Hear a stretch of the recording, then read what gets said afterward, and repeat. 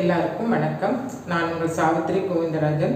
பாவைக்குட் channel மூலமாக உங்களை சந்திக்கிறதுல மிக்க மகிழ்ச்சி. என்னுடைய சேனலை சப்ஸ்கிரைப் செய்து கொடுத்த எல்லாருக்கும் ரொம்ப நன்றி. நிறைய மக்கள் அனைவருக்கும் இனிய ஓணம் நல்வாழ்த்துக்கள். ஹாப்பி ஓணம். இன்னைக்கு நாம் என்ன ரெசிபி பண்ண போறோம்னா ஓணம் ஸ்பெஷல் தான் பண்ண போகிறோம். சேமியா பால் பாயாசம் பண்ண போகிறோம். அது எப்படி பண்ணுறது என்னன்னு பார்க்கலாம் வாங்க. இன்னைக்கு ஓணம் ஸ்பெஷல் சேமியா பாயாசம் தான் செய்ய போகிறோம். அதுக்கு வேண்டிய இன்க்ரீடியன்ஸ் சொல்கிறேன் பாருங்கள். இதுக்கு வந்து பார்த்திங்கன்னா சேமியா 100 கிராம் எடுத்துருக்குறேன். அது இந்த ஒரு கப்புக்கு வருது. சர்க்கரை வந்து பார்த்திங்கன்னா ஒயிட் சுகர் வந்து இந்த சேமியா அந்த கப்லேயே நான் ஒரு 3/4 கப் எடுத்திருக்கேன்.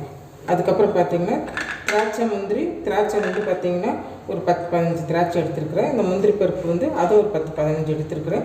ஏலக்காய் பொடி பண்ணி ஒரு 1/4 டீஸ்பூன் எடுத்து வச்சுருக்கிறேன். இந்த சேமியா வறுக்கிறதுக்கு நெய் எடுத்து வச்சுருக்கிறேன். பாலில் தான் நம்ம இது வேக போடணும். பால் வந்து இதே கப்பில் 2 கப் எடுத்துருக்கேன். இப்போ வந்து நம்ம சேமியா வறுத்துக்கலாங்க.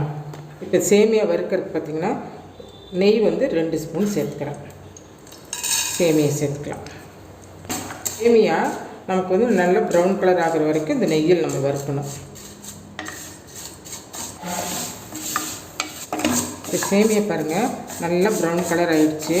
இப்போ நம்ம இது கூட பால் சேர்த்துக்கலாம்.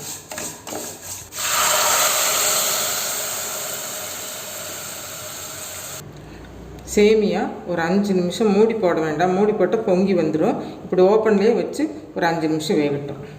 பாருங்கள் சேமியா 5 நிமிஷத்தில் வெந்துருச்சுங்க. சேமியா வந்த பின்னாடி தான் நம்ம சர்க்கரை சேர்த்தணும். இப்போ நம்ம இனிப்புக்கு இந்த ஒயிட் சுகர் சேர்த்துறோம். இப்போ இது சர்க்கரை சேர்த்து ஒரு நிமிஷம் வேகட்டுங்க. பாருங்கள் நம்ம சர்க்கரை சேர்த்து ஒரு நிமிஷம் நல்லா வெந்துருச்சு. சர்க்கரை நல்லா கரைஞ்சிருச்சு. இப்போ வந்து திராட்சை முந்திரி வந்து நம்ம தாளித்து கொட்டிக்கலாம். நெய் 2 ஸ்பூன் ஊற்றி முந்திரி பருப்பு தாளிச்சுட்ருக்குறேங்க. இப்போ முந்திரி பருப்பு ப்ரௌன் கலர் ஆகிடுச்சு. இப்போ வந்து பார்த்திங்கன்னா திராட்சை சேர்த்துருக்கலாம். திராட்சை முந்திரி நல்லா வறுவட்டுருச்சுங்க. இதை நம்ம பாயாசத்தோடு சேர்த்துக்கலாம். எடுத்து வச்சுருந்தீங்களா ஏலக்காய் பொடி ஒரு 1/4 ஸ்பூன் சேர்த்துக்கலாம்.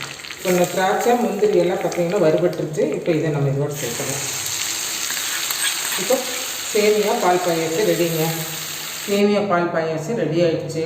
இது ரொம்ப நல்லா இருக்குங்க. இதே அளவுகளோடு செஞ்சு பாருங்கள். ரொம்ப சூப்பராக இருக்கும். வீடியோ பிடிச்சிருந்ததுன்னா இந்த வீடியோக்கு லைக் பண்ணுங்கள், ஷேர் பண்ணுங்கள், கமெண்ட் பண்ணுங்கள். என்னோடய சேனல் சப்ஸ்கிரைப் பண்ண மறந்துடாதீங்க. மீண்டும் ஒரு புதிய வீடியோவில் சந்திப்போம். நன்றி, வணக்கம். ஹாப்பி ஓணம்.